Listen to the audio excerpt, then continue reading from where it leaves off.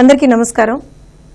కలియుగ ప్రత్యక్ష దైవం వెంకటేశ్వర స్వామితోటి లడ్డూ ప్రసాదం ఏదైతే తిరుమల ఉందో దానికి సంబంధించి గత కొన్ని రోజులుగా ఏ విధమైనటువంటి రాజకీయాలు వైఎస్ఆర్సీపీ చేస్తోందో, ఏ విధంగా బురద జల్లడానికి వైఎస్ఆర్సీపీ చూస్తోందో, అసలు ఆ లడ్డూ ప్రసాదానికి సంబంధించినటువంటి ఏదైతే కల్తీ వ్యవహారం ఉందో, ఏ విధంగా అయితే అనిమల్ ఫ్యాట్ అందులో యూజ్ చేశారో వాటన్నిటికీ సంబంధించి కొన్ని విస్తుపోయేటువంటి నిజాలు మీ ముందర ఇవాళ రోజున ఉంచాల్సినటువంటి అవసరం ఉందని ఈ పర్టిక్యులర్ వీడియో చేయడం జరుగుతుంది. ఇక్కడ మనందరం చూస్తే గత కొన్ని సంవత్సరాలుగా, అంటే గత 5 సంవత్సరాలుగా జగన్మోహన్ రెడ్డి గారి హయాంలో ఏ విధమైనటువంటి విషయాలు జరిగాయి తిరుమలలో అనేటువంటిది ఒకసారి చూద్దాం. ఇది తిరుమలకి సంబంధించినటువంటి లడ్డూకు సంబంధించినటువంటి ఆ ప్రసాదంలో వాడేటువంటి శ్రేష్టమైనటువంటి ఆవు నెయ్యి ఏదైతే వాడాలో దానికి సంబంధించినటువంటి అండ్ దాంతోపాటుగా కొన్ని మిగతా రా మెటీరియల్స్ కూడా సంబంధించినటువంటి tender documentation, tender eligibility criterias ఏవైతే వాళ్ళు చేంజ్ చేశారో, ఎందుకు చేంజ్ చేశారు, ఎవరు చేంజ్ చేశారు అవన్నీ తర్వాత మాట్లాడుకున్నా. అసలు వాళ్ళు ఏం చేశారు, ఎక్కడ చేంజ్ చేశారు, ఇది 2019 డిసెంబర్ 12వ తేదీన టీటీడీ బోర్డు ఒక రెజల్యూషన్ పాస్ చేసింది. ఏంటయ్యా అంటే ఇవి బేసిక్ కండిషన్స్, వీటితో పాటుగా వీటి వల్ల చాలా మంది టెండర్లో పార్టిసిపేట్ చేయట్లేదు, అందుకని కొన్ని టెండర్ మోడిఫికేషన్స్ మేము సజెస్ట్ చేస్తాము అని చెప్పి దానికి సంబంధించి ఒక ఎక్స్పర్ట్ కమిటీని కూడా వాళ్ళు ఆ రోజున వేయడం జరిగింది. ఆ ఎక్స్పర్ట్ కమిటీ కొన్ని recommendations, expert committee, TTD board ఇవన్నీ కలిపి కొన్ని రికమెండేషన్స్ తీసుకొచ్చారు. ఏదైతే స్వామివారికి సంబంధించినటువంటి ఆ ప్రసాదాలకు సంబంధించినటువంటి ముడి పదార్థాలు ఉంటాయో అందులో నెయ్యి ముఖ్యమైనది. దానికి సంబంధించి జాతీయ స్థాయిలో ఉన్నటువంటి డైరీల నుంచి, రాష్ట్ర స్థాయిలో ఉన్నటువంటి డైరీల నుంచి కొన్ని టిన్నులలో కూడా నెయ్యి తీసుకోవడం జరుగుతుంది. దాని ప్రొక్యూర్మెంట్ కోసం టెండర్స్ని పిలివేయడానికి దానికి సంబంధించినటువంటి కొన్ని ఎలిజిబిలిటీ క్రైటీరియాస్ వీళ్ళు ఏ విధంగా మార్చారు. ముఖ్యంగా cow ghee special grade with Agmark through tankers, national wide diaries అంటే జాతీయ స్థాయిలో ఉన్నటువంటి డైరీలు ఏవైతే ఆ టెండర్ బిడ్డింగ్ లో పార్టిసిపేట్ చేయాలి అంటే అప్పటి వరకు ఉన్న కండిషన్స్ ఏంటి, కండిషన్ నెంబర్ 18 ప్రకారంగా 3 సంవత్సరాలు మినిమం 3 సంవత్సరాలు వాళ్ళు ఇదే ఫీల్డ్ లో పనిచేస్తూ ఉండాలి. కండిషన్ నెంబర్ 19 ప్రకారంగా అట్లీస్ట్ 4 లక్షల లీటర్ల కౌ మిల్క్, ఆవు పాలు పర్ డే వాళ్ళు ప్రొక్యూర్ చేసుకుంటూ ఉండాలి. ఇది కండిషన్ నెంబర్ 20 ప్రకారంగా 8 టన్నుల cow milk fat processing capacity వాళ్ళకు ఉండాలి. ఈ 3 కండిషన్స్ లో కూడా వాళ్ళు రికమెండేషన్స్ పెట్టి కుదించేశారు. మొదటి కండిషన్ ని 3 సంవత్సరాల నుంచి సంవత్సరానికి, మిగతా 2 కండిషన్స్ అంటే 4 లక్షల లీటర్ల పాలు, 8 టన్నుల cow milk fat processing capacity, వీటన్నిటిని 2 కండిషన్స్ ని కంప్లీట్ గా రిమూవ్ చేశారు. అలానే కండిషన్ నెంబర్ 21 ప్రకారంగా ఒకవేళ కనుక ఆ విధమైనటువంటి ఏదైనా ఫర్మ్ అందులో టెండర్లో పార్టిసిపేట్ చేయాలి అనుకుంటే అట్లీస్ట్ 12 టన్నుల cow milk fat equivalent per డేని వాళ్ళు ప్రొక్యూర్ చేసుకునేటువంటి ఒక పరిస్థితి వాళ్ళకు ఉండాలి అనేటువంటి కండిషన్ ఉంది. దాన్ని కూడా 8 టన్నులకు కుదించారు. అన్నిటికన్నా ముఖ్యంగా కండిషన్ నెంబర్ 72లో 250 కోట్ల మినిమం టర్నోవర్, యాన్యువల్ టర్నోవర్ ఉండాల్సింది ఆ కండిషన్ ని 150 కోట్లకు కుదించారు. ఇది జాతీయ స్థాయిలో ఎవరైతే పార్టిసిపేట్ చేస్తారో టెండర్లకు సంబంధించి ఆ డైరీలకు సంబంధించిన టెండర్ కండిషన్స్, అలానే మోడిఫికేషన్స్ ఏవైతే వాళ్ళు చేశారో, అలానే ఆంధ్రప్రదేశ్కి సంబంధించినటువంటి డైరీలు ఏవైనా టెండర్లో పార్టిసిపేట్ చేయాలి అంటే దీనికి కూడా 3 సంవత్సరాల కండిషన్ తీసుకొచ్చి 1 సంవత్సరం చేసేశారు. ఏదైతే 2 లక్షల లీటర్ల ఆవు పాలు వాళ్ళు కనీసం ఒక రోజులో 2 లక్షల లీటర్ల ఆవు పాలు ఏదైతే వాళ్ళు ప్రొక్యూర్ చేయాలో దాన్ని తీసేశారు. అలానే 3 టన్నుల cow milk fat processing capacity ఉండాలి, దాన్ని తీసేశారు.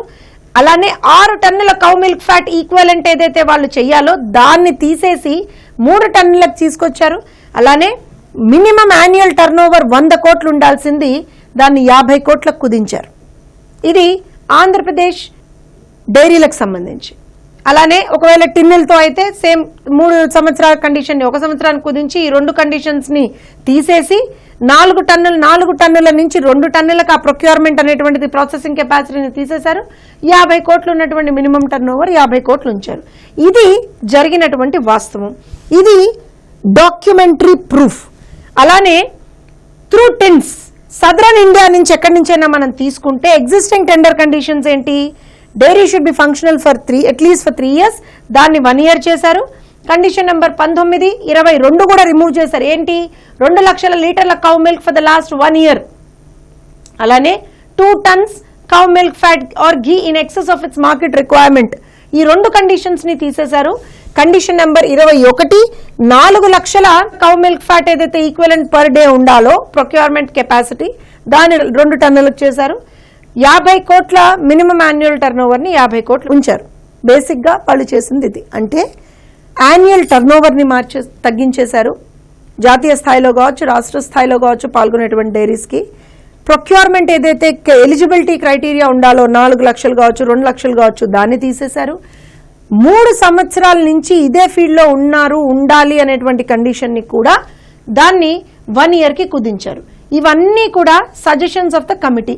The empanelment of the bidders can be made once in 2 years. Expression of the interest can be called from existing dairies or cow ghee manufacturers. Tenure may be 2 to 3 years. Financial bids need to be called for and approved. Only financial bids. అంటే ఇది pure గా cost based tender, quality based tender అసలు కానే కాదు. ఎందుకంటే quality conditions అన్ని వాళ్ళు తీసేశారు.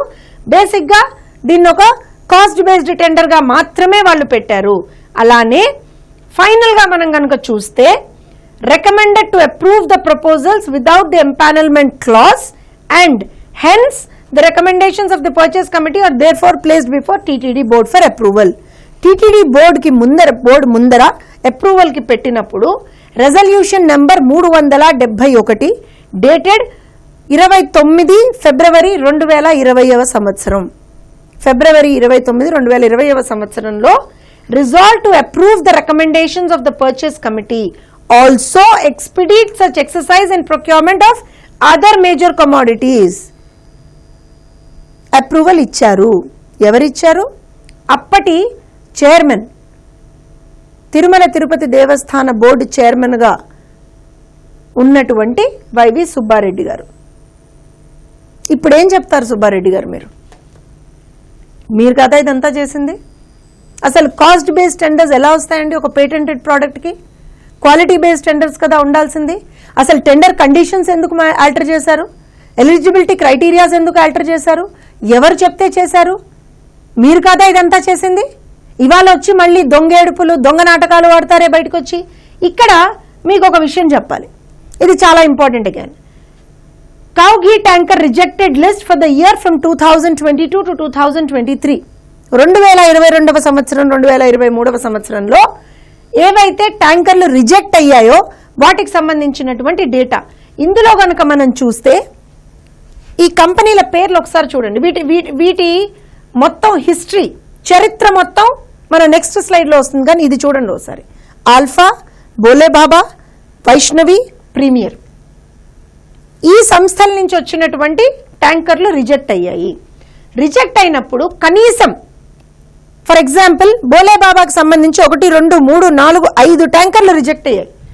ఇన్ని ట్యాంకర్లు రిజెక్ట్ అయినప్పుడు అసలు ఎక్కడ తప్పు జరుగుతోంది, క్వాలిటీ ఇష్యూ ఏమన్నా ఉందా, ఎందుకు రిజెక్ట్ అవుతున్నాయి అనేటువంటివి కూడా తెలుసుకోవడానికి ప్రయత్నించకుండా అసలు దానికి సంబంధించి ఎక్కడా కూడా అవుట్ సైడ్ టెస్టింగ్ అంటే థర్డ్ పార్టీ టెస్టింగ్ కి ఎందుకు వెళ్లలేదు? 2019 సంవత్సరం నుంచి 2024 సంవత్సరం వరకు అంటే వైఎస్ఆర్సీపీ హయాంలో ఒక్కసారి కూడా అవుట్ సైడ్ ఏజెన్సీస్ తోటి టెస్టింగ్ జరగలేదు. ఎందుకంటే తిరుమల తిరుపతిలో దేవస్థానం తరఫు నుంచి ఓన్లీ బేసిక్ టెస్ట్లు మాత్రమే ఉన్నాయి.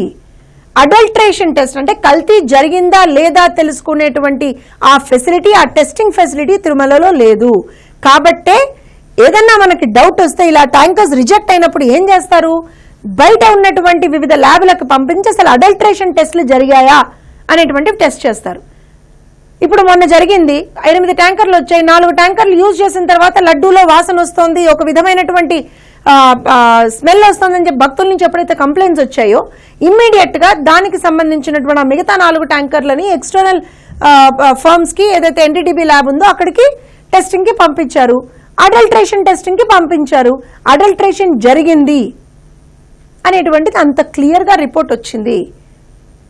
మా ప్రభుత్వం వచ్చిన తర్వాత 8 సార్లు ఇప్పటికీ అవుట్ సైడ్ ల్యాబ్స్ కి టెస్టింగ్ కి పంపించారు వివిధ శాంపిల్స్ ని.